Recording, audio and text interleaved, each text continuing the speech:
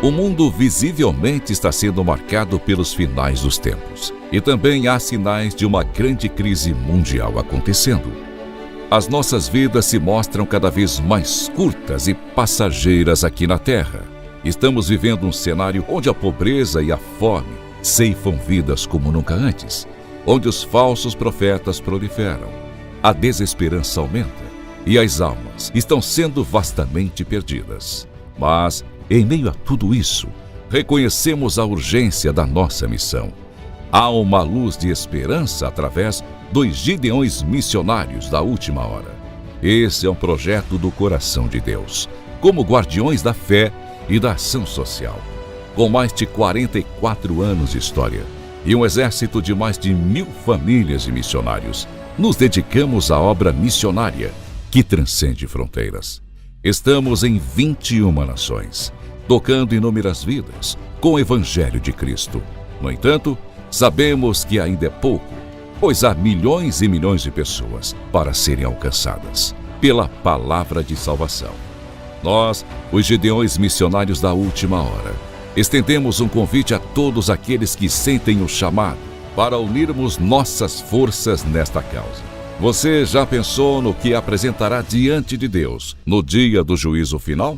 Pois, neste momento crucial da história da humanidade, a verdadeira medida de nossas vidas será determinada pelo que fizemos em prol do reino. A vida aqui na terra é breve, como um piscar de olhos, mas no céu ela será eterna. Oh, glória, aleluia! É hora de agir. É hora de juntos fazermos missões no Brasil e nas nações, pois essa é a ordenança do Senhor e nossa tarefa mais importante que temos nessa vida. Venha fazer parte deste exército de Cristo, apoiando a obra missionária dos Gideões. O Espírito Santo está nos conduzindo a fazer missões nesta hora final. Gideões missionários da última hora, unindo o Brasil para evangelizar o mundo.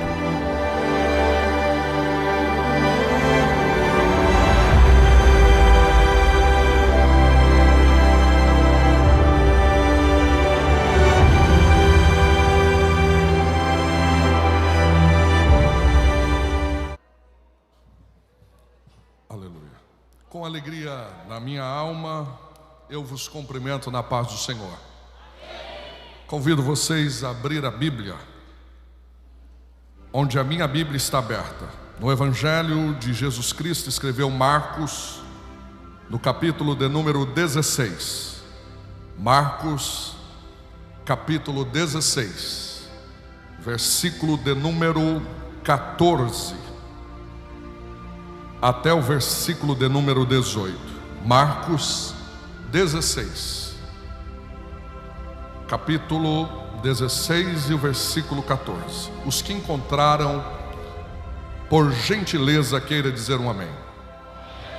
O texto é o texto áureo das missões. Diz o texto: finalmente apareceu aos 11, estando eles assentados juntamente, e lançou-lhes em rosto a sua incredulidade e dureza de coração, por não haverem crido nos que tinham visto já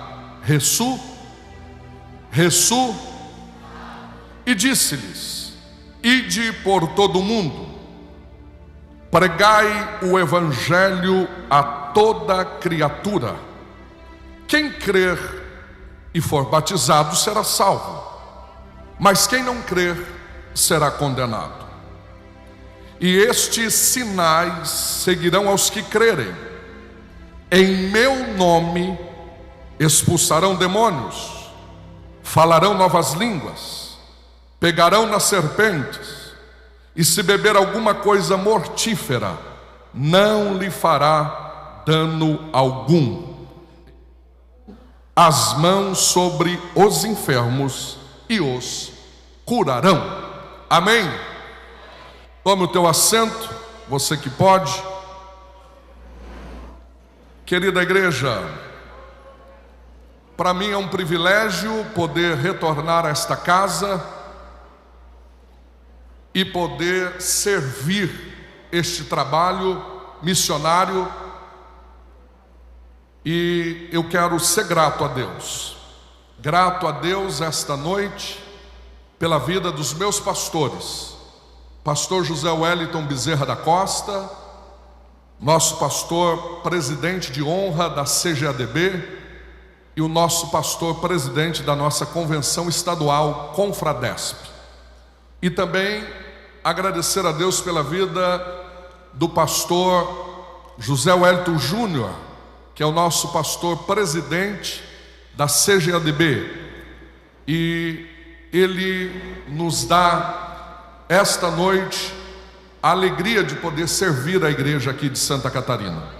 Debaixo da bênção dos meus pastores, eu trago saudação deles, e se vocês recebem por bondade, digam amém. E nesta oportunidade, ser grato a Deus pela vida do pastor Zilmar Miguel, sua esposa, irmã Inês, este casal que aprendemos a amar. Deus seja louvado, e mais uma vez obrigado pelo convite de estarmos cooperando com vocês.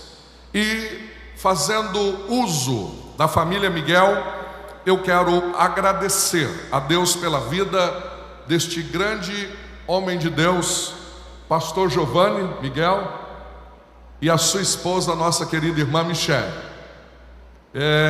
Pastor Giovanni, eu costumo dizer que tem pessoas que outras pessoas nos apresentam para aquelas pessoas, mas existe algumas que é o próprio Deus que apresenta.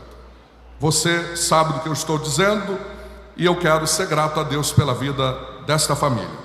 Agradecer a Deus também pela vida do pastor Abner, sua esposa, irmã Silmara, que sempre nos recepciona com muito carinho, e eu quero agradecer a Deus pela amabilidade de vocês. Pastor Admilson e sua esposa, irmã Elaine, é uma alegria revê-los. Deus seja louvado por esta família tão abençoada. E nesta feita, agradecer a Deus pela vida do pastor Sérgio Melchior. Deus abençoe, é uma alegria revê-lo. Já cooperei na convenção, em outros lugares junto com o pastor, que é o vice-presidente da convenção de Santa Catarina, e preparando Deus, estaremos lá no Missões Siloé em agosto, em Joinville. Deus abençoe a sua esposa, nossa querida irmã Helena. Deus abençoe esta família. Saudando o pastor Sérgio, eu sou grato a Deus pela vida do pastor Niltinho, carinhosamente, sua esposa, a irmã Regina, um casal que nos abraçou no estado de Santa Catarina. E eu já estou quase catarinense. Todos os meses eu tenho agenda aqui para estar com vocês. Deus seja louvado. Estarei na convenção em junho, permitindo Deus também, junto com a minha esposa, e para mim é uma alegria servir Santa Catarina. Quero agradecer a Deus pela vida do pastor Adriano, vice-presidente dos Gideões, sua esposa. Pastor Adriano é um paulista que foi emprestado para Santa Catarina e está jogando muito bem aqui no time. Deus abençoe, é uma alegria. Ele é belemita, filho da nossa igreja em São Paulo. Quero ser grato a Deus pela vida do Melk, que tem prestado um grande serviço na mídia dos Gideões. Está de cara nova aí, parabéns para toda a equipe. Cumprimentando o Melk, eu cumprimento todos que trabalham na mídia, que tem sido um instrumento de Deus para os nossos irmãos de longe, que não puderam estar como vocês aqui estão.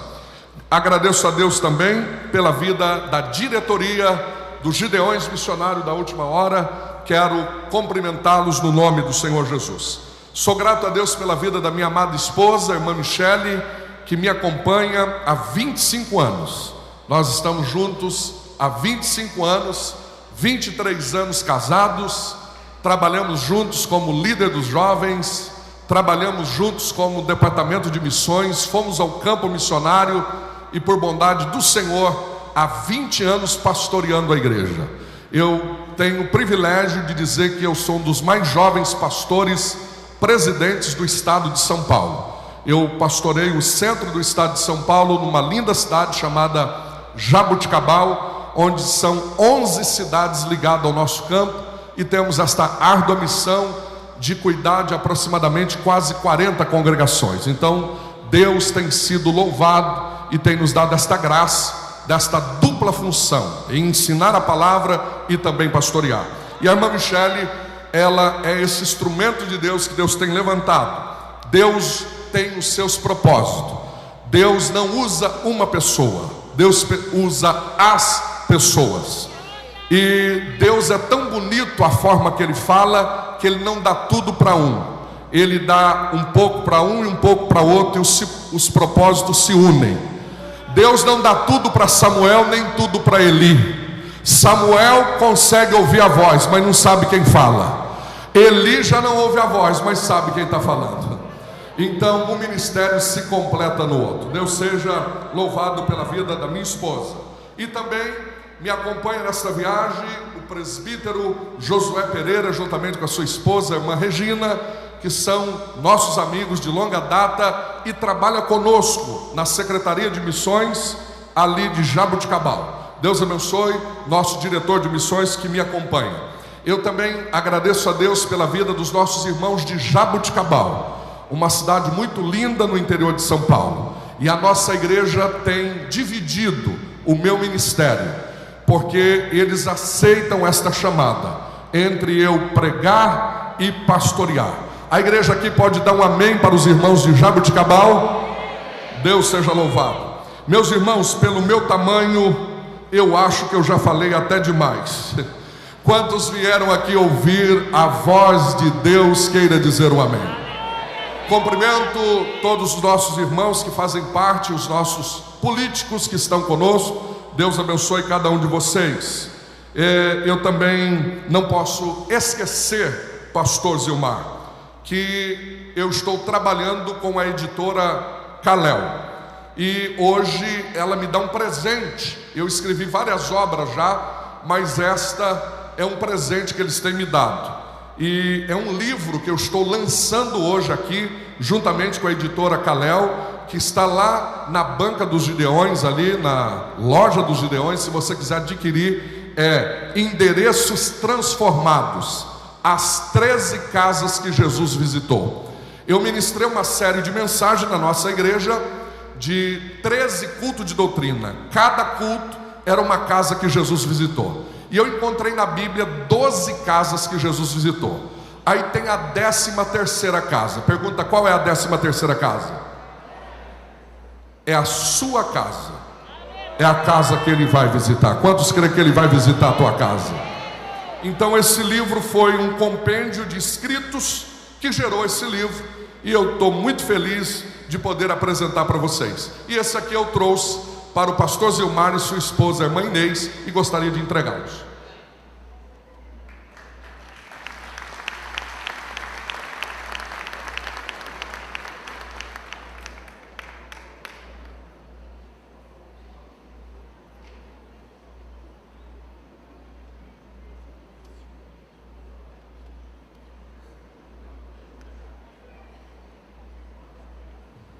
Querida igreja, como eu sou um pregador que prego, ensino e prego, eu preciso muito da sua atenção. Se você trouxe um lápis para anotar, anote. Eu sempre digo que é melhor um lápis pequeno do que uma memória grande. Tudo que você anota, nunca mais você esquece. Cumprimento também os meus colegas de ministério que estarão ministrando. Que bom que eu vim antes. E o fardo é mais maneiro, porque depois eu só dou conta de batizar com água. Eles são os que batizam com fogo. É prazer em conhecer pastor Márcio, Antônio Márcio. Conheci hoje no hotel. Pastor André Haas. Deus abençoe. E estou feliz de poder revê-lo. Meus irmãos, vamos para a palavra do Senhor. Nós estamos convivendo em uma sociedade. Repita comigo: sociedade. E dentro de uma sociedade existem algumas colunas. Repita: colunas. Por exemplo, a primeira coluna de uma sociedade se chama família. A primeira coluna de uma sociedade se chama família. E a família, se nós olharmos aí fora, está indo a cada dia de mal a pior.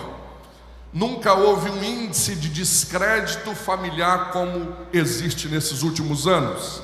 A família, a cada dia que passa, está perdendo seus valores morais, valores espirituais. A família, a cada dia que passa, tem trazido uma preocupação para esta sociedade. Houve-se uma matéria que nunca houve um índice de divórcio nesses últimos anos. Então é um retrato que a família a cada dia está indo de mal a pior. E Deus é o Deus que construiu a família. A Bíblia começa com a família e termina com a família. A Bíblia conta a primeira história de Adão e Eva e termina com o encontro do noivo com a noiva. Jesus é amante de família, Deus é amante de família.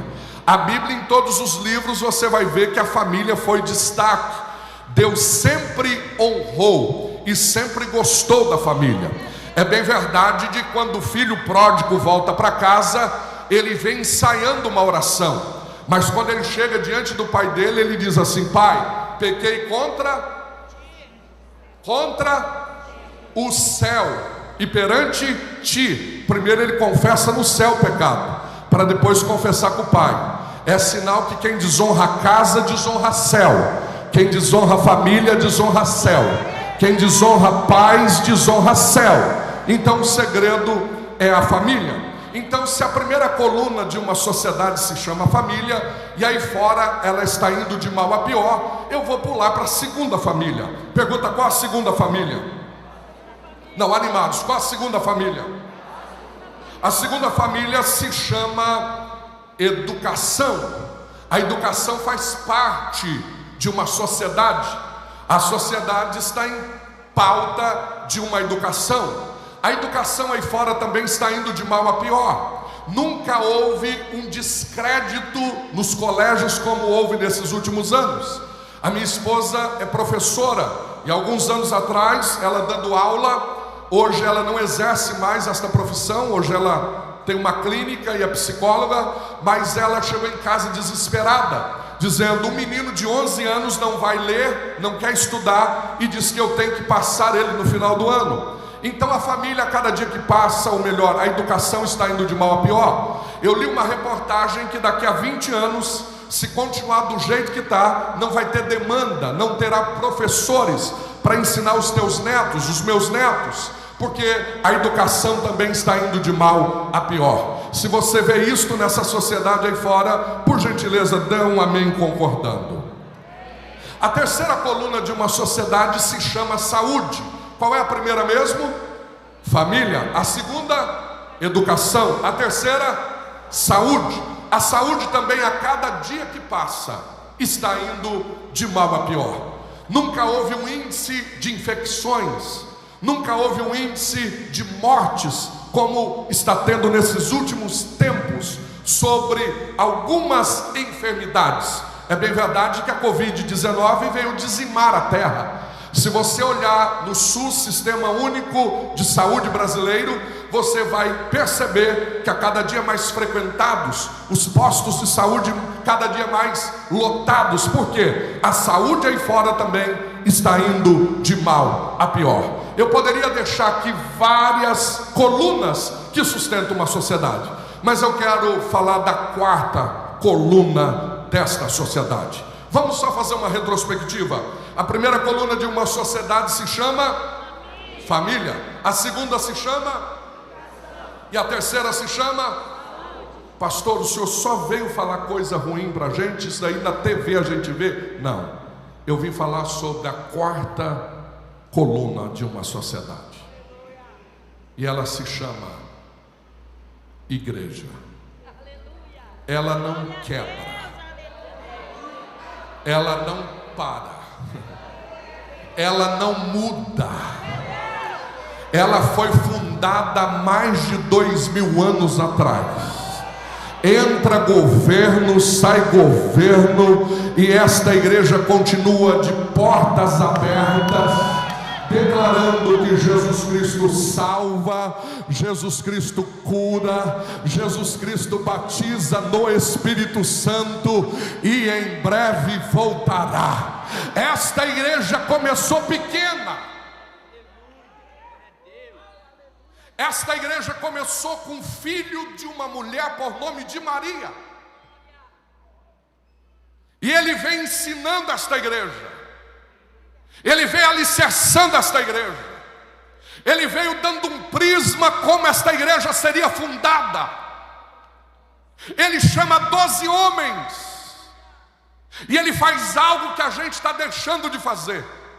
Em 3 anos e meio, ele faz algo que a igreja está parando de fazer. A igreja hoje está querendo fazer crentes. A igreja hoje está querendo fazer evangélicos. A igreja hoje está querendo fazer cristãos. Mas Jesus não ensinou nada disso. Ele não disse para a gente fazer crente, não disse para a gente fazer evangélicos, não disse para a gente fazer nenhum cristão. Aliás, crente todo mundo é, porque foi Ele que fez todos nós, a nossa imagem, a semelhança dEle. Todos querem ser evangélicos, mas essa palavra nem na Bíblia tem, e todo mundo acha bonitinho, e vocês não ficam me olhando com essa cara não, senão eu vou achar que Deus já está me usando aqui. Todo mundo agora está bonitinho dizer sou cristão, mas cristão na Bíblia só apareceu em Atos dos Apóstolos como forma de piada. Tinha um grupo dos discípulos de Jesus e eles diziam: olha aí os cristãos. Então foi de uma forma zombaria que eles falaram a palavra cristão. A única definição que Jesus deixou para esta igreja, ele disse para aqueles 11: ide, fazei discípulos. Olha para quem está do teu lado aí, diga: você é crente, você é evangélico, você é cristão ou você é discípulo?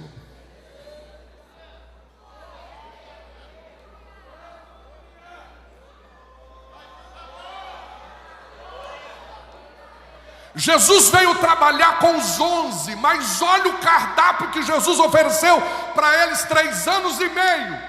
Jesus ensinou comportamento, ensinou caráter, ensinou reino, ensinou renúncia, ensinou negue-se a si mesmo.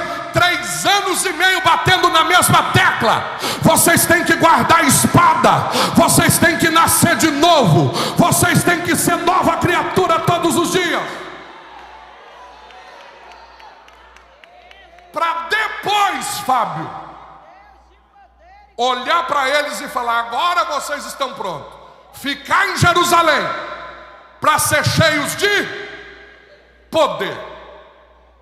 Primeiro foi 3 anos e meio de discipulado, trabalhou com caráter, mudança de comportamento, o que é reino, o que é negue-se a si mesmo, o que é obra missionária, para depois.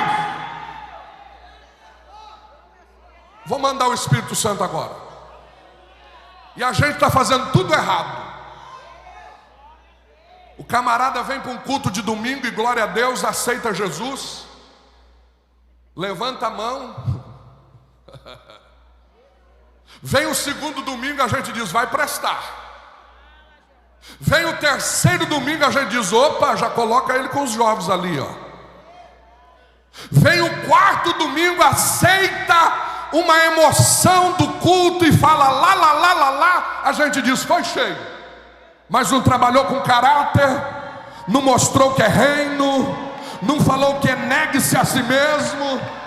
E se a congregação for pequena, já vira porteiro. É por isso que cresce uma geração de crentes que não são discípulos. É por isso que cresce uma geração que qualquer coisa, o espírito de abrir salão já desce neles. O espírito de abrir salão. Já viu esse espírito de abrir salão? Eu não concordo com ele, eu vou abrir a minha igreja, porque não é discípulo. Discípulo, se ele cantar, ele glorifica. Se ele não cantar, ele glorifica.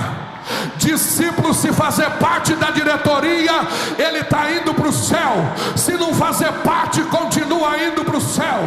Discípulo é discípulo.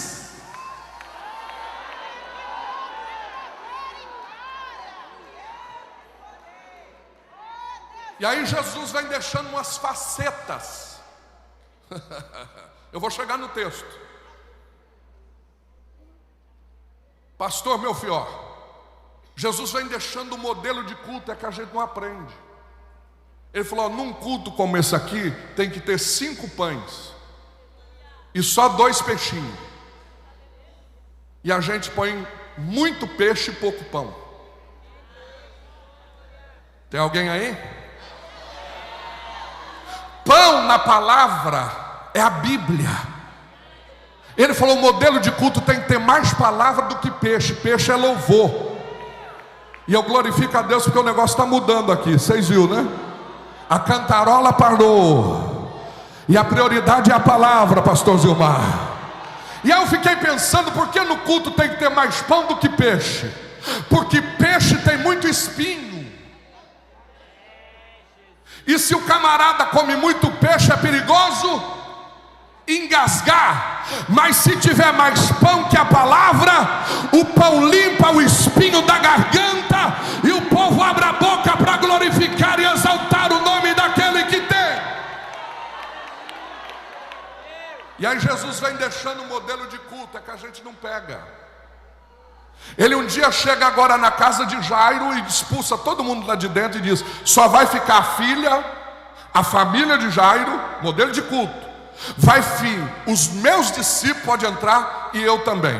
Então vamos lá, ele está dizendo, na igreja tem esses 4 tipos de personagem. Vamos lá, o primeiro, tem que ter família. Segundo, tem que ter discípulo. Terceiro, tem que ter Jesus. E em quarto, tem que ter problema. Igreja que não tem problema não é igreja. Aleluia, quem está entendendo? Aí ele vem mostrando detalhes como ele quer a igreja.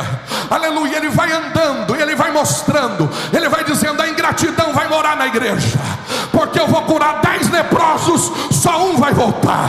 Aleluia, e ele vai mostrando os detalhes da igreja, e ele vai aparecendo com muitos detalhes. Eu queria ficar aqui, mas eu quero ir para o texto. E aí ele vai olhando e dizendo, igreja, eu só vou mostrar na Bíblia 3 ressurreições para vocês. Eu vou mostrar que eu ressuscitei o filho da viúva de Narim na beira do caminho. Eu vou ressuscitar a filha de Jairo dentro de casa. E eu vou ressuscitar Lázaro há 4 dias cheirando mal. É modelo de igreja. Ele vai dizer, tem gente na igreja que vai morrer na beira do caminho. Tem gente na igreja que vai estar morrendo dentro de casa. E tem gente na igreja que o diabo vai dizer, já cheira mal, não tem mais jeito. Mas eu ressuscito quem morreu na beira do caminho. Eu ressuscito quem morreu dentro de casa. E eu também ressuscito até quem já cheira mal. Quem está entendendo o modelo da igreja?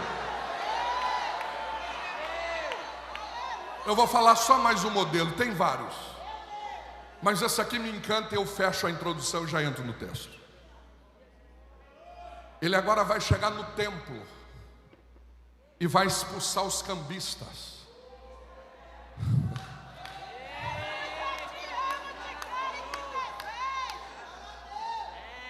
E eu acho interessante isso daqui, porque ele vai fazer 4 coisas ali que me arrepia. E a gente lê o texto e não entende, porque Bíblia não foi feita para ler. Bíblia foi feita para meditar. Aí ele chega, um franzino com a zorrague na mão. A diretoria da igreja da época era composta à mesa por 72 cargos. Mas ele enfrenta os 72 com uma zorrague na mão, expulsa os cambistas, abre o colchete, o gado sai pulando, gaiola enferrujada caindo, passarinho voando, moeda caindo pelo chão. E ele vai dar o modelo da igreja de novo, é que a gente não pega. Primeiro ele limpou a casa, repita comigo, ele limpou a casa. Diga, a casa tem que estar limpa. A segunda coisa que ele faz, ele diz, eu vou mostrar que a casa tem que ser casa de oração. Vocês nunca leu que na minha casa será chamada de casa de oração? Primeiro ele limpa, depois a casa vira casa de... Agora em terceiro lugar a Bíblia diz que ele chama os paralíticos, os enfermos e os cura. Ele transforma a casa em casa de poder. Então olha os degraus, primeiro limpa, depois casa de oração, para depois ter poder. Não dá para inverter os valores. Tem que ter com a casa limpa, depois com a casa de oração, para depois ser casa de poder. Aí depois que ele transforma a casa em casa de poder, ele dá mais uma lição. As crianças começaram a cantar: Hosana! Aí os irmãos da diretoria falaram assim: o senhor não está vendo isso aí? Isso aí é uma blasfêmia. Ele falou: vocês nunca leu que é da boca das crianças de peito é que sai o perfeito louvor? A casa tem que ser limpa para ser casa de oração, para ser casa de perfeita adoração, para ser casa de perfeita adoração. Aleluia! Quem quer ser casa de perfeita adoração? Até aqui vocês entenderam? Vai ficar mais fácil agora. O texto que a gente leu é chover no molhado, porque é muito lindo e é decorado. Mas tem algum segredo aqui nesse texto. E eu fiquei pensando: o que sustenta esta igreja, gente? Eu já vi grandes firmas quebrar e colocar placa: aluga-se. Grande shopping que há um mês atrás estava funcionando normal, um mês depois faliu.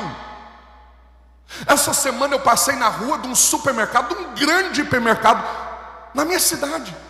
Eu falei: eu vou passar naquele mercado, de repente fechado. Eu falei: o que aconteceu? Fechou não sei quantas lojas no Brasil. Eu falei: mas isso aí quebra? Eu pensei que nunca ia quebrar. Quebra. E a igreja que não quebra? E a igreja que começou numa casa cantando um hino desafinado da harpa, 2, 3 pessoas, e alguém olhava e dizia: isso daí não vai a lugar nenhum. Não vai. De repente não é 3 pessoas, mas já é meia dúzia cantando na sala. Aí diz: não, é só 6 pessoas cantando. Só 6. Passa uns dias, já tem 15 pessoas, tem que ir para a área, para a varanda. Aí de repente virou um ponto de pregação. Alguém diz: isso aí não vai nada, porque só tem 12 crentes dentro de uma varanda. Ah, se você soubesse o segredo que sustenta esta igreja. Dos 12 já virou 30. Dos 30 já está comprando terreno parcelado para construir, fazendo mutirão. De repente tem uma Assembleia de Deus lá, como dizia o prefeito, no meio do nada, no meio do mato. O que mantém esta igreja? Pastor, pelo nível que eu estou vendo, o que mantém ela é o meu dízimo. Eu sou o maior dizimista daqui. Você está equivocado. O teu dízimo ajuda, e é obrigação tua ser dizimista. Mas o que mantém esta igreja de pé é muito mais do que dinheiro. E eu gostei esta noite, porque o pastor Zilmar esqueceu até de tirar a oferta, mas eu gostei, para mostrar que no coração dele não tem cifrão, tem amor, tem obra missionária.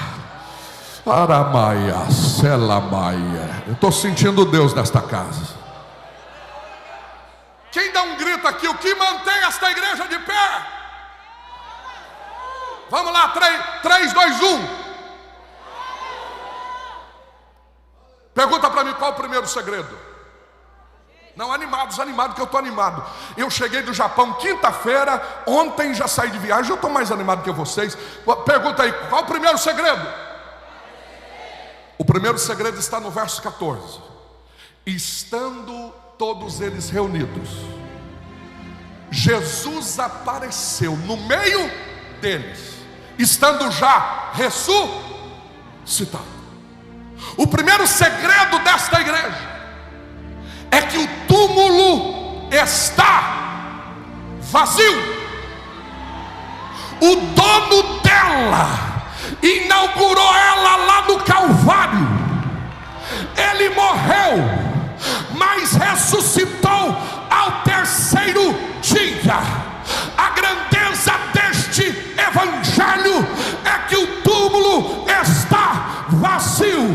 O segredo desta igreja é que o nosso Deus vive. Quem crê que o túmulo está vazio? Ernesto passado dizendo: o cristianismo não vai chegar a lugar nenhum, vai falir. Por que, Ernesto? Porque ele acredita simplesmente em um túmulo vazio.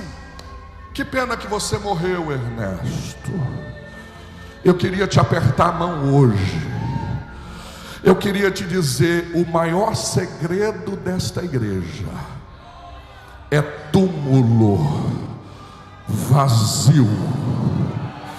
É túmulo vazio. O que mantém esta igreja de pé não é o teu talento. O que mantém esta igreja de pé não é a tua credencial de ministro. O que mantém esta igreja de pé não é o teu terno bonitão, não é a minha gravata. O que mantém esta igreja de pé é que o túmulo de Jesus foi aberto de dentro para fora. Foi aberto de dentro para fora. E você pode chegar em Israel hoje, tem uma placa dizendo lá: ele vive, ele vive, ele vive, ele vive, ele vive. Alguém está acreditando que o túmulo vazio? Alguém está glorificando o Deus do túmulo vazio?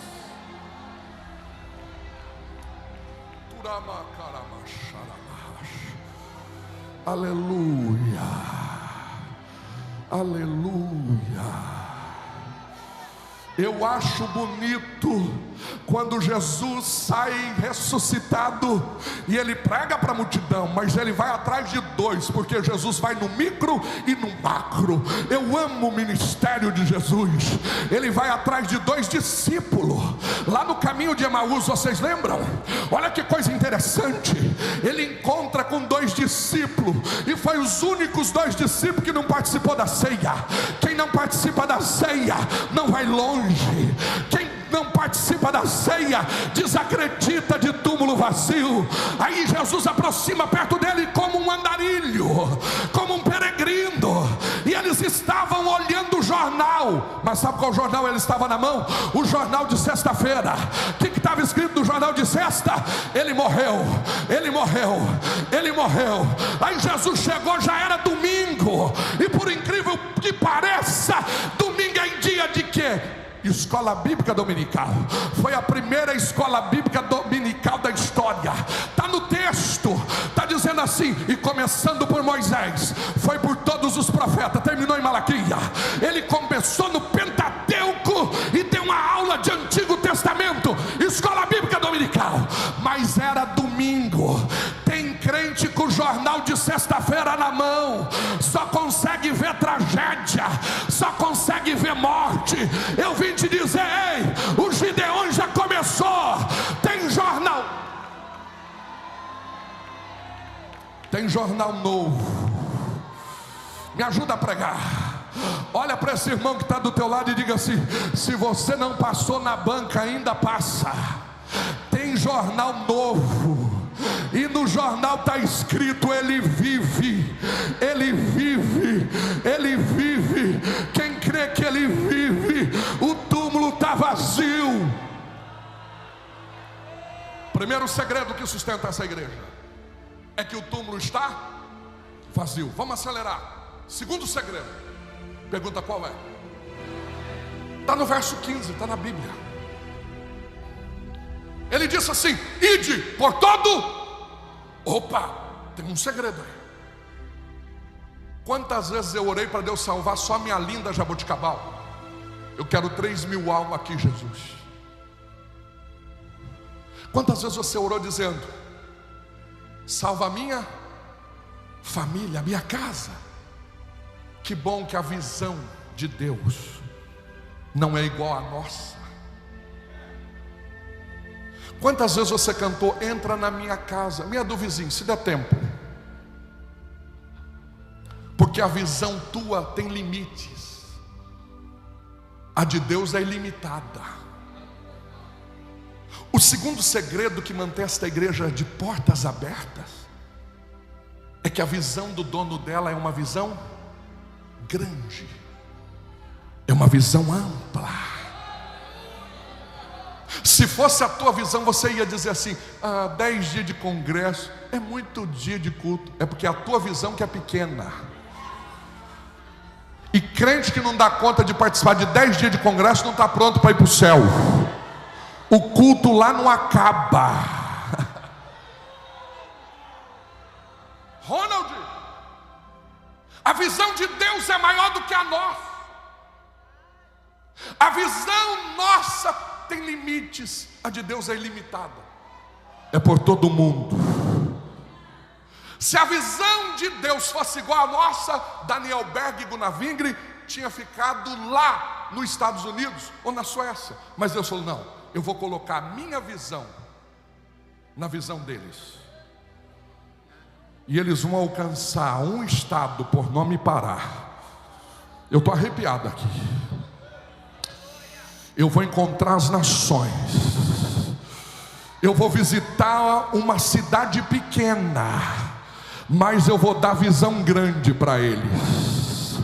Eu vou visitar o sul do estado, um lugar que ninguém acredita, mas a visão que eu vou dar para um homem lá vai ser uma visão grande, vai ser uma visão ilimitada, vai ser uma visão de mais de 1000 famílias, pregando todos os dias.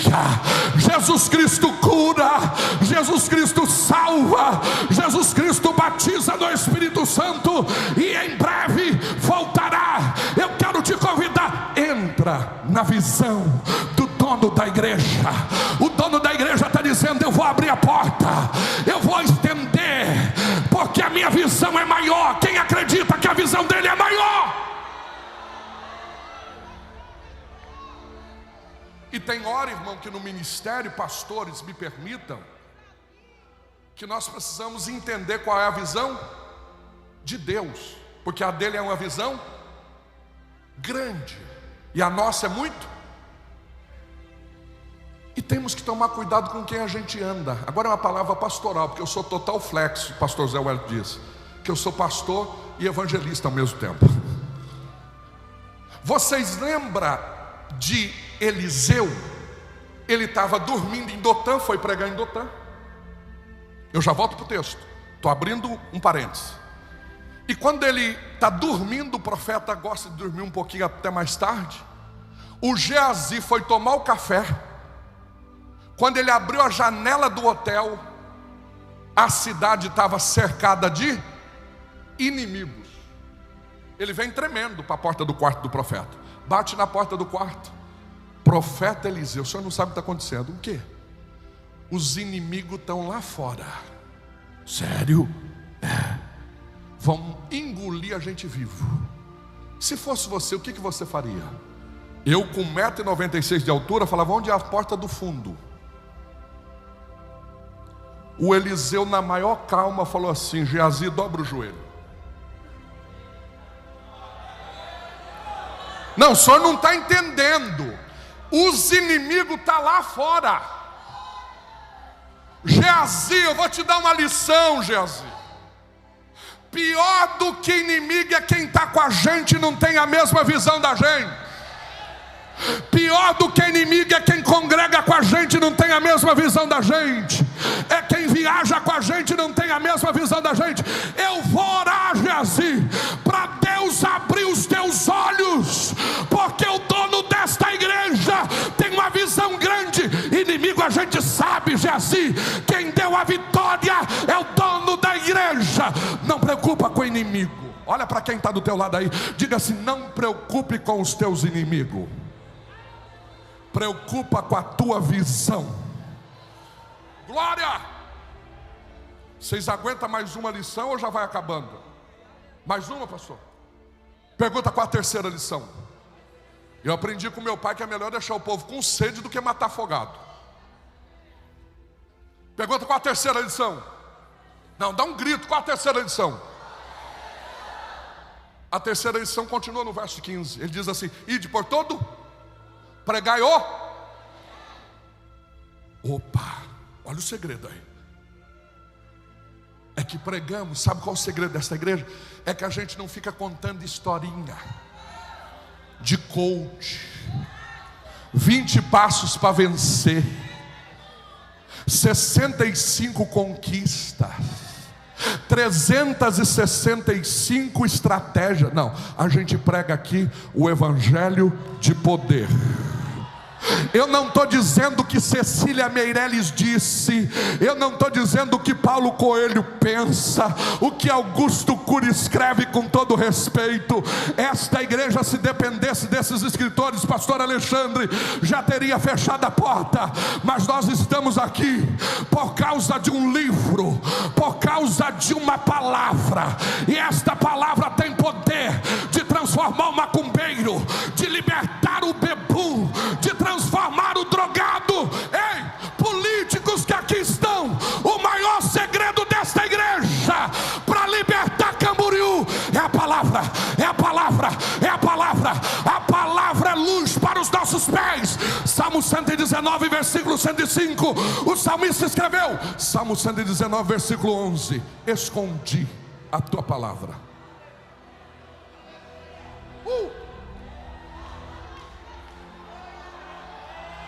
Quem tem a Bíblia aí? Fica no olho aí os que vão tirar foto. Quem tem a Bíblia, levanta. Aleluia. Eu quero ver um mar de Bíblia aqui. Não levanta só a Bíblia, só a Bíblia. Aleluia. Com a Bíblia levantada, aqui está a resposta do inferno. Satanás não tem medo de cara feia. Satanás não tem medo de credencial.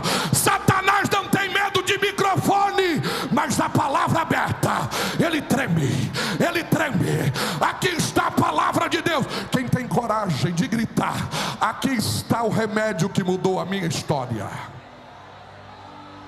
Quem tem coragem de dizer: aqui está o passaporte da eternidade. Quem tem coragem de abraçar a Bíblia?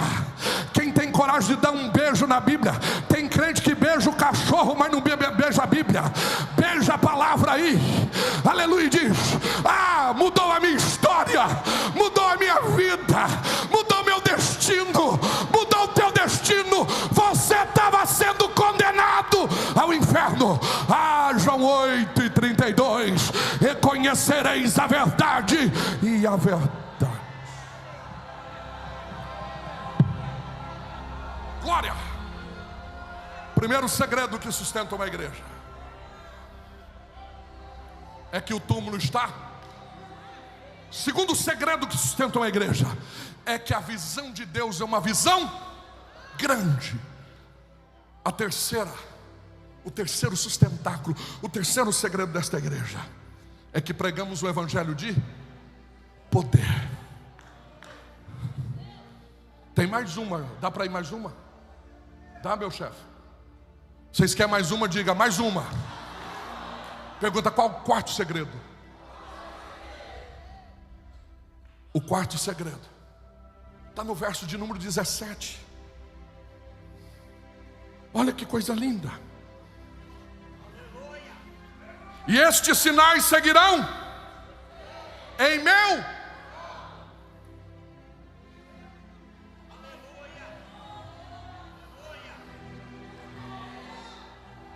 O teu nome aqui pode sair de cena, mas tem um nome que é o segredo desta igreja. Eu vou mostrar para vocês, vou no Antigo Testamento de novo, mas já volto. Eu vou mostrar para vocês que nome não vale nada. Repita comigo: nome não vale nada. Vocês lembram quando José foi demorado ser lembrado pelo copeiro? Cadê os alunos de escola dominical? Quantos anos ele demorou? Quantos anos? 2 anos. 2 anos ele demorou. Sim ou não? Quando o copeiro lembrou dele depois de 2 anos? Obrigado, querido. O nome de José é difícil ou fácil? Fácil. É o Zezinho, é o Zé. Se fosse o Westerson, eu tenho um obreiro lá que chama Westerson. Demorou 2 anos para me decorar o nome dele. Tem outro lá que chama Herbert Richard.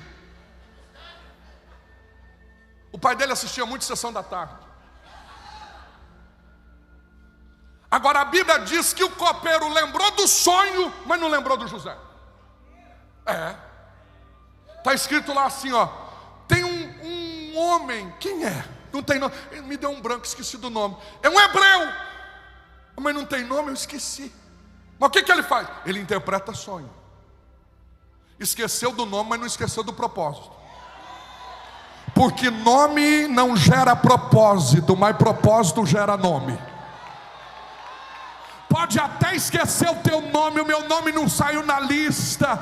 Eu não queria nem que saísse, porque dá uma tremedeira pregar aqui. E olha que faz mais de 20 anos que eu venho pregando, né? Mas aqui dá uma tremedeira, pastores. O teu nome não saiu na lista, não liga não. Nome não gera propósito, mas propósito gera nome.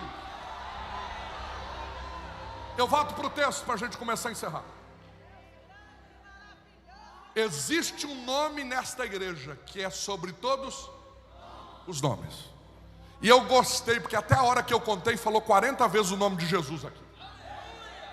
Os louvores da coreografia foram uns hinos tremendos, aquele hino do Baruque que fala Jesus, Jesus, e eu fui contando. Só na hora que eu contei, depois eu perdi a conta. Foi 40 vezes já pronunciado nesse culto o nome de Jesus. Eu glorifiquei. Quantos podem glorificar pelo nome de Jesus? No Antigo Testamento precisava de muitos nomes para resolver problema. Precisava de muitos? Se precisava de cura, tem o Deus da cura do Antigo Testamento. Era mais de 70 nomes.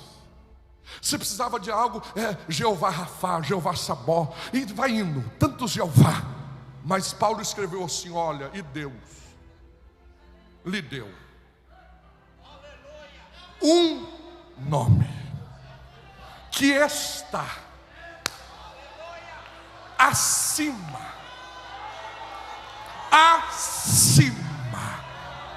de todos os nomes. Não glorifica ainda que eu vou enfeitar. O povo passa por esta terra e o povo tem memória curta. Você concorda comigo? Gente que a gente lembrava depois que morre, foi mais um que... Por exemplo, há mais de 2 décadas atrás morreu Ayrton Senna. Eu chorei quando ele morreu. Um grande patriota, sim ou não? Hoje você ouviu falar de Ayrton Senna? Quem ouviu? É raro, hein? As mãos estão tudo abaixadas. Foi mais um que? Foi. O povo tem memória? Eu vou aproveitar os políticos aqui. Morreu um grande político no estado de São Paulo por nome de Ulisses Guimarães. Lembram? Quando ele morreu, a folha do estado de São Paulo ficou negra, escrito luto pelo estado de São Paulo. Mas hoje ninguém fala mais em Ulisses Guimarães. Ontem que eu vi uma placa dele, Rodonel, Ulisses Guimarães. Foi mais um que? O povo tem memória curta. Quem é que não se lembra de Michael Jackson? Demorou a enterrar, hein? Mas enterraram. Você já ouviu falar de Michael Jackson hoje? Não. Foi mais um que? O povo tem memória curta. Mas esta noite,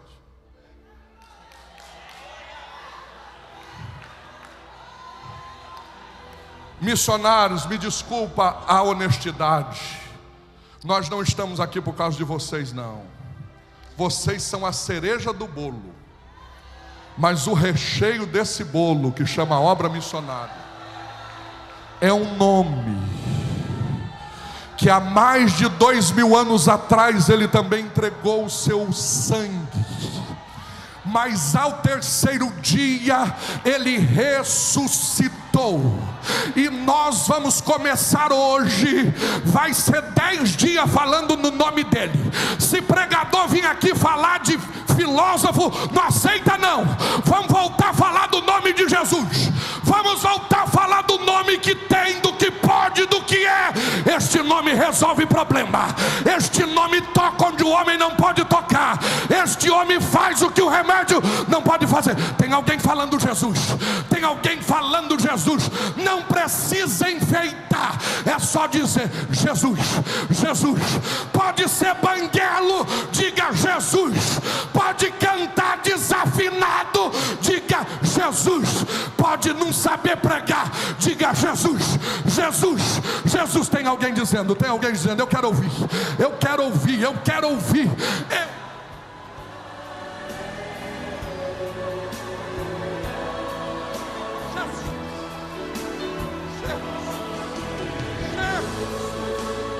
Jesus. Se você canta, canta para a glória dele. Se você prega, prega para a glória dele. Se você lidera, lidera para a glória dele. Se você você é missionário, seja missionário dele. Se você pastoreia, seja pastor para ele. Se você prega, prega o nome dele. Prega o nome dele. Eu encerro.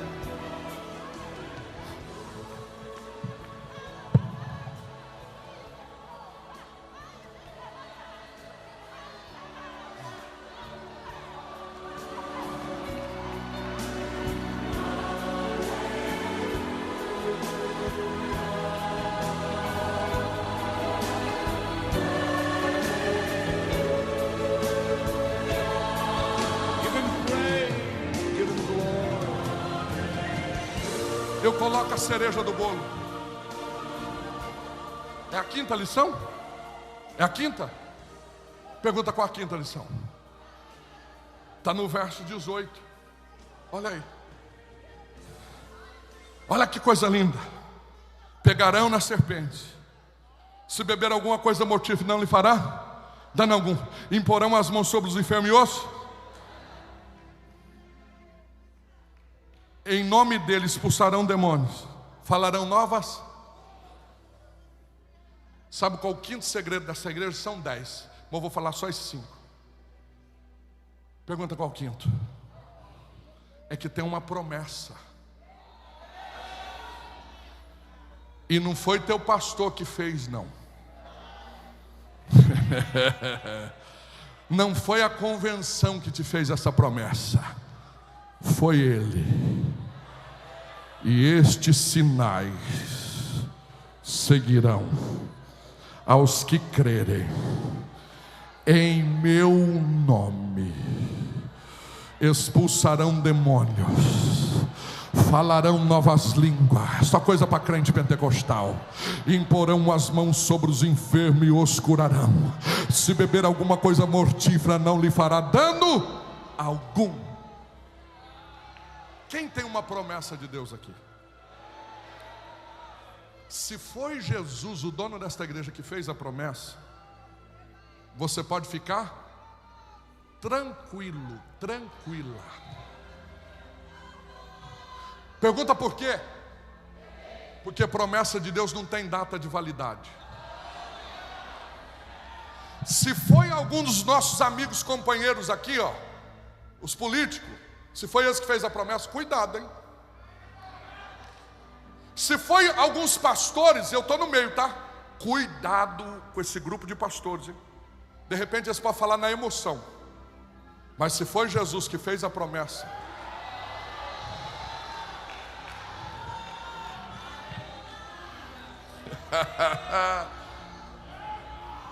quem tem uma promessa de Deus aqui? Pastores, obreiros, eu encerro dizendo: uma irmã lá de Minas Gerais foi num culto, por isso que eu falo que Deus trabalha no micro e no macro. Num culto, numa garagem. Onde era o culto? Mas o dono da promessa estava na garagem. Aí o pregador faz o apelo, ela nunca tinha ido no culto, católica ao extremo, levantou a mãozinha santa e veio para frente chorando, aceitou Jesus. Aí o dono da igreja tomou a vida do pregador e fez uma promessa para ela. Diz: mulher, eu te chamei para ser uma coluna na minha casa. Os teus filhos serão sementes do meu celeiro. E o teu marido, eu transformo ele num obreiro. Ela chegou em casa, nunca tinha ouvido Deus falar com ela, já chegou crente em casa. Falou para o marido: a partir de hoje eu sou da religião dos crentes. Ele falou: cruz credo, mulher, você não vai ser crente não, nós é crente desde o nascimento. Ele falou: não, mas o Deus lá falou comigo e é o Deus verdadeiro, hein? Eu senti que aquele lá não brinca não. Aí ela virou crente, o marido falou: é fogo de palha. Isso daí não adianta, irmão. Crente, quanto mais bate nele, mais ele cresce. Crente é igual clara de ovo. Quanto mais bate, mais ele cresce. O marido começou a proibir, quanto mais proibia, mais ela dava um jeito de ir para a igreja. O marido não deixava ir no culto de noite, ela ia na consagração de manhã. O marido proibia a consagração de manhã, ela ia na tarde da benção. O marido proibia a tarde da benção, ela ia no domingo na escola dominical. E aí o evangelho não tem jeito. Quando Deus faz promessa, está prometido, não dá para voltar atrás. Aí ela começou a ser crente às escondidas. Teve que batizar nas águas escondidas, tomar ceia escondida. Mas Jesus é o dono da promessa, e promessa de Deus não tem data de validade. Quanto mais o irmão proibia ela ir, mais ela estava nos cultos. Chegou uma hora, ele falou: não tem mais jeito, faz o seguinte, já que você me deu essa decepção na minha igreja, vai para essa igreja de crente, mas o dia que eu chegar da missa, você já tem que estar dentro de casa com as crianças desse culto. Ela falou: combinado. Ela não podia nem receber a bênção apostólica. Ela saía correndo com as crianças e ia embora, mas acreditando na promessa. Tem um teclado aí? Tem um teclado funcionando aí? Acreditando na promessa. Aí quanto menos espera, Deus batizou ela com o Espírito Santo, começou a dar dons para ela, começou a pregar numa tarde da benção aqui, numa tarde da benção ali. Deus começou a cumprir a promessa. O marido em casa, parece que nada tinha acontecido. Um dia o pastor da igreja chamou ela, daquela pequena igreja, e diz: olha, Deus mandou chamar você para ser líder do ciclo de oração. A líder atual teve que mudar e você vai ser a líder. Pastor, eu não posso nem ficar na bênção apostólica. Mas Deus mandou. Deus começava a cumprir a promessa. Virou líder do ciclo de oração, aquela luta, mas Deus sempre cumprindo a palavra. Deus começou a usar essa irmã. Quem crê que Deus ainda cumpre promessas? E Deus começou a abençoar, e Deus começou a ser exaltado, glorificado. E passa um tempo, ela tem que arrumar o congresso do ciclo de oração, é a líder agora. E aí de repente ela começou a trabalhar em todo o evento. Ela diz: meu Deus, me dá graça. Sexta-feira a abertura, Deus abençoou. No sábado deu tudo certo, domingo tudo certo. Quando foi à tarde, ela passou a camisa do marido, para o marido e para a missa. O marido chegou do jogo de futebol e ela falou assim: ó, a camisa tua está pronta para você ir para a missa? Ele falou: para a missa eu não vou, estou muito cansado, ninguém vai sair hoje, nós vamos dormir mais cedo. Ela falou: meu Deus, e agora é o final do congresso. Mas esta irmã tinha uma senha chamada oração. Quem aqui já ouviu falar? Ah, é pouca gente mesmo, é pouca gente. Aleluia. Aí ela entrou no quarto e ela fazia uma oração muito simples, mas muito real. Deus, manda ele para a missa, ou manda para a tua casa. Manda para a missa, ou manda para a tua casa. Manda para a missa, ou manda para... Irmão, crente quando sai da oração, sai cheio. Sai esfregando o demônio pelo chifre no chão. Ela saiu marchando, foi em busca do marido. O marido deitado no sofá, ela diz: levanta, vai tomar um banho e vai para a missa. Ele falou: para a missa eu não vou, já falei que não vou. Então toma um banho e você vai para a igreja comigo. Aí ele diz: para a tua igreja então eu vou conhecer lá. Quem crê que Deus é Deus que cumpre.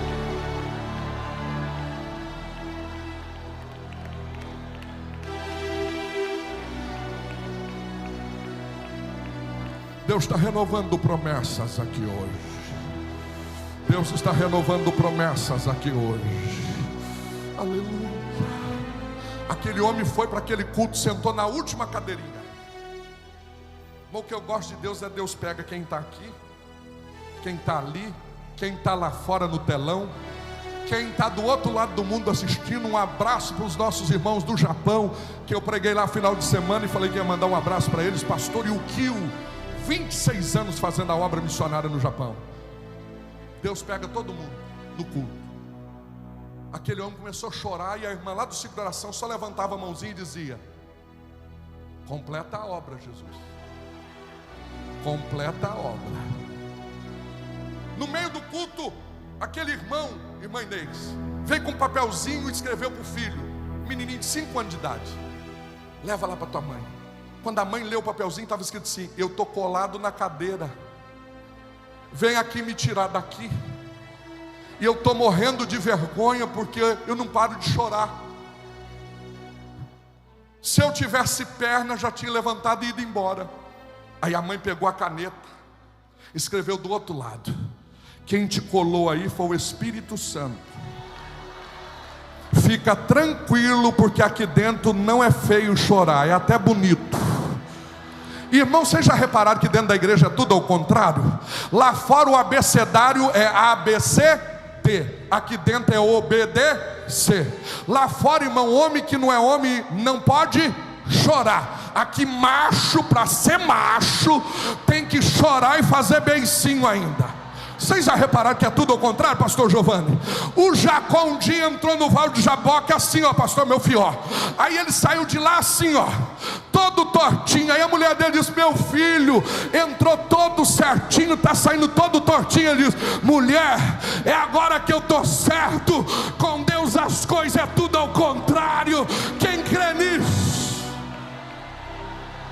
Feliz foi Jeremias, que a palavra do Senhor é como martelo que esmiuça a penha. A palavra veio, o coração do homem foi quebrado. Quando o pregador fez o apelo, quem levanta as mãos aceitando Jesus chorando? O homem. Aleluia. A mulher levanta do círculo de oração com os filhos pequenos. O pregador nunca tinha ido lá, mas profecia não tem data de... Deus olhou e disse: mulher, tu és uma coluna. O teu marido levanto ele como um obreiro. Os teus filhos são sementes do meu celeiro. Assim diz o Senhor. O marido virou crente da noite para o dia. Ele olhou para a mulher e falou: amanhã tem o quê? É oração nas casas. Não precisa ir não. Não, eu quero ir nas orações, porque eu quero que eles orem aqui em casa também.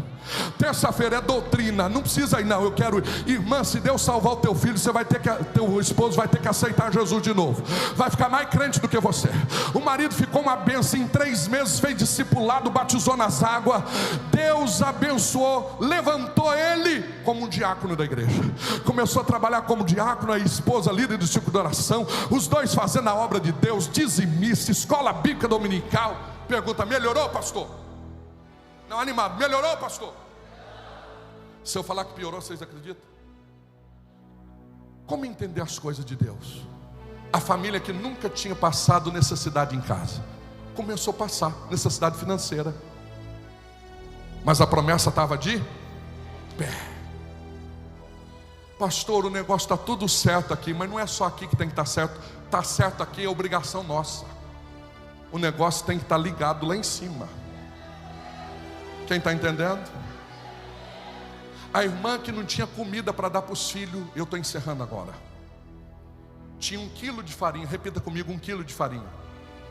Colocou numa bacia e falou: só tenho isso, vou fazer uma receita incompleta, não tem nem os ingredientes completos. O que eu gosto de Jesus é quando não tem para completar, ele completa.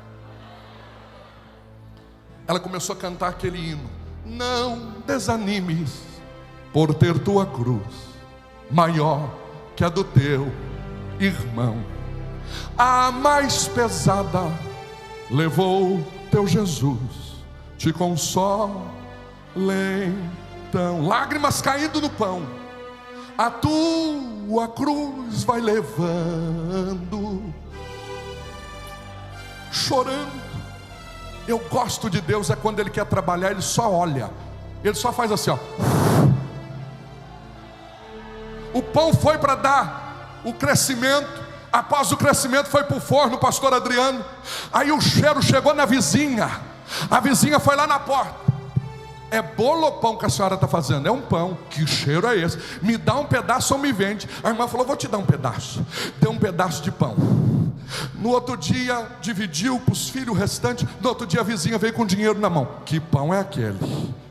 Compra ingredientes para mim e para você. Vamos fazer pão. Alguém pode dar um glória a Deus? No outro dia a outra vizinha: a senhora está fazendo pão? A irmã falou: estou. Então eu quero um pão. De repente a rua estava inteira lá: eu quero desse pão, eu quero desse pão.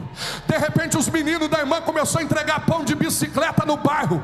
Todo mundo querendo do pão dessa irmã. De repente a cozinha ficou pequena, teve que emendar a sala junto com a cozinha. De repente a casa ficou pequena, virou uma padaria. De repente o marido teve que sair do emprego, veio trabalhar com a irmã. De repente teve que comprar um lote. Quem crê na promessa? Construiu uma padaria. Aleluia. Hoje eles têm 18 funcionários. Da padaria foi gerado um mercado. Tem um ditado nessa cidade: quem vai lá e não come do pão da irmã Neuzinha, que é o pão do milagre, não foi lá. Aleluia. Essa irmã tem 30 anos que ela é líder do ciclo de oração.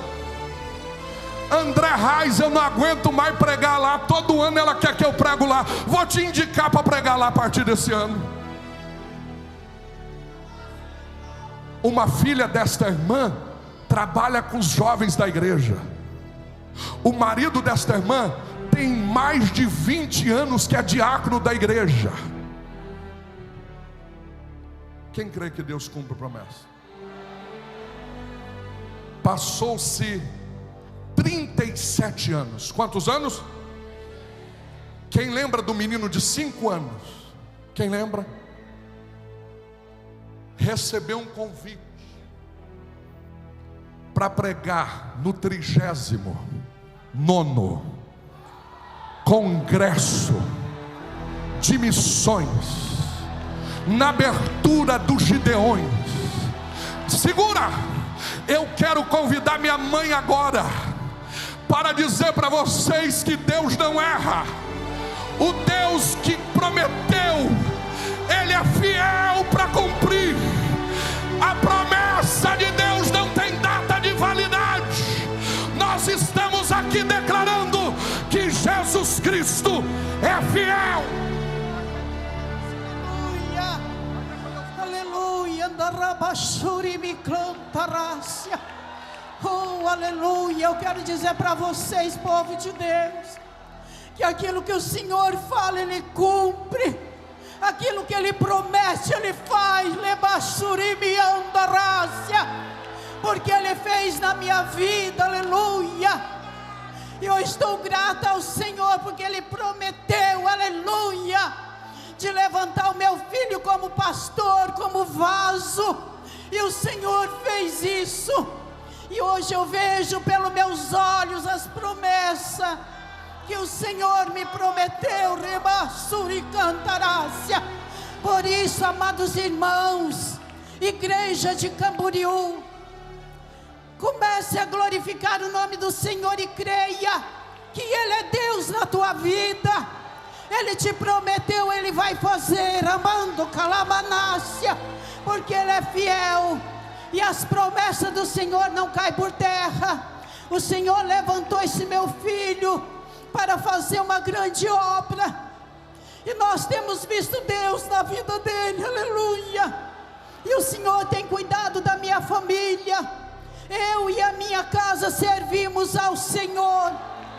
E essa padaria que o Senhor nos deu, amados irmãos, foi um sonho que Ele me deu. A receita do pão estava escrito, e no outro dia que eu me levantei, eu li aquela receita, e o Senhor diz para mim desta receita: eu vou fazer grande obra na tua vida, eu vou te abençoar, eu vou te prosperar, e os teus filhos serão abençoados, aleluia.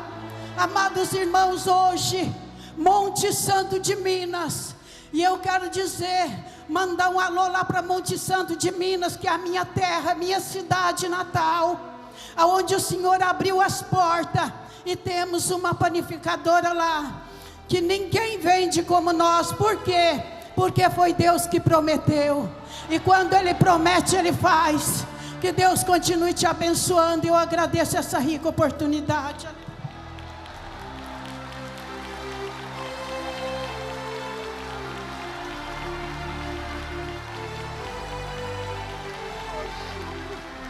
Se Deus te fez uma promessa, nada vai impedir. Promessa de Deus não tem data de validade. Eu quero fazer uma oração com a permissão do pastor.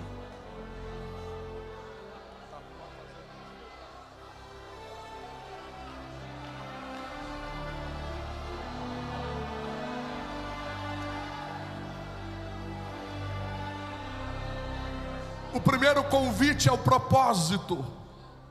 Onde tem uma alma para Jesus agora? Vai orando aí, cadeias estão quebrando. Não saia agora, não saia, não, é a cereja do bolo. Onde tem uma alma, você que estava distanciado dos caminhos do Senhor, quer voltar hoje. Você que ouviu a palavra, cadê o missionário de banco aí, o evangelista de banco? Aleluia, aleluia. Onde está você? É só levantar tua mão, nós vamos orar por você. Tem uma alma para Jesus. Aleluia. Aí na internet, quer voltar para Jesus? O Jesus que eu preguei aqui, ele muda histórias. Aleluia. Não tem? Aleluia. Eu vou fazer o segundo apelo. O segundo apelo é que você ouviu a palavra e você se identificou e tem uma promessa, e hoje Deus está ressuscitando esta promessa. Sai do teu lugar correndo, eu vou te ajudar com uma oração. Aleluia. Deus está renovando alianças aqui hoje. Venha.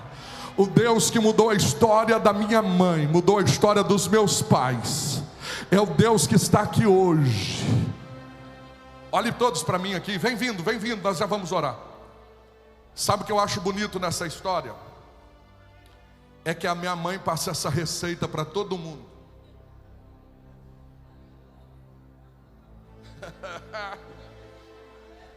Eu falo, mãe, eu até parei de falar, a senhora não tem medo de passar receita? Ela falou, não, foi Jesus que me deu.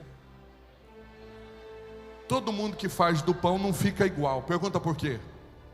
Porque o segredo não é a farinha de trigo, o segredo não é o fermento, o segredo é a unção. Eu estou arrepiado aqui. Não tenha medo da concorrência.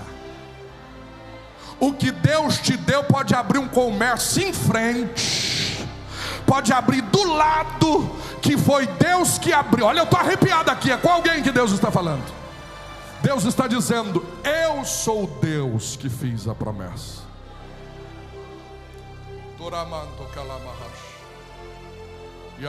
Estou sentindo Deus aqui renovando alianças.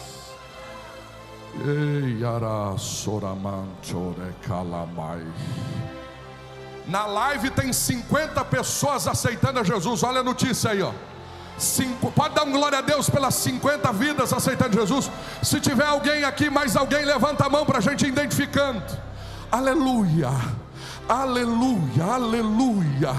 Eu estou sentindo que Deus esta noite está cumprindo promessas, renovando alianças. Sabe o milagre maior? É que passou todos os anos, e hoje sabe quem é o pastor da minha mãe? Deus me deu o privilégio de ser o pastor da minha mãe. Só Deus faz essas coisas. Eu quero que você coloque a mão no teu coração. Eu estou sentindo algo do céu aqui. Pastores, obreiros, missionários e missionárias, a promessa de Deus continua de pé.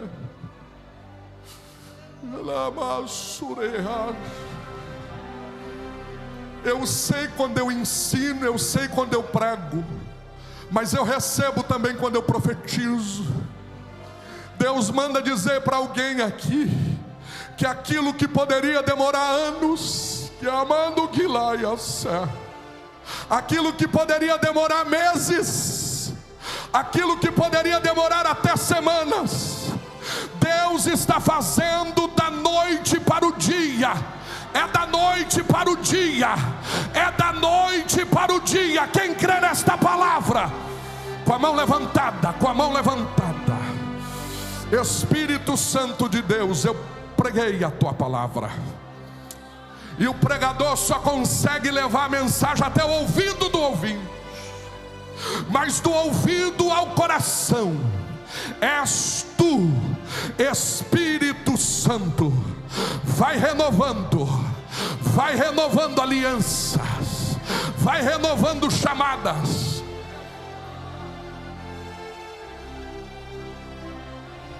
Vai renovando, vai renovando, vai renovando, vai renovando. Eu estou sentindo Deus renovando alianças. E amando queira amarrar. Receba desta renovação. Tem um azeite fresco sobre a tua cabeça agora. Quem é batizado em línguas estranhas, Ele te renova agora. Quem não é batizado, Ele te batiza agora. Receba o toque do divino Espírito Santo. Tem alguém recebendo, tem alguém recebendo, tem alguém recebendo, tem alguém recebendo, tem alguém recebendo, tem alguém recebendo, tem alguém recebendo.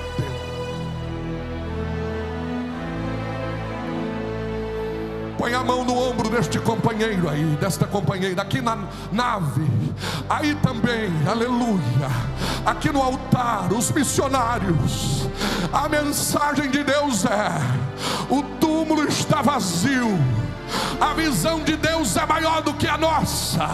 Pregamos o evangelho de poder e proferimos um nome que está acima de todos os nomes. E sobre a tua cabeça, sobre o teu ministério, sobre a tua chamada, tem uma promessa. Tem uma promessa. Só quem tem promessa. Eu vou estar ali no estande dos Gideões, autografando o livro para vocês, as 13 casas que Jesus visitou. E eu tenho também outro livro hoje, A Cereja do Bolo, que eu conto o testemunho da minha mãe. Você pode nos procurar ali. Aleluia, nossa irmã vai estar louvando. Não saia daqui com as mãos levantadas. Aleluia. Só quem tem uma promessa vai falar no ouvido desse companheiro, desta companheira aí. Promessa de Deus não tem data de validade.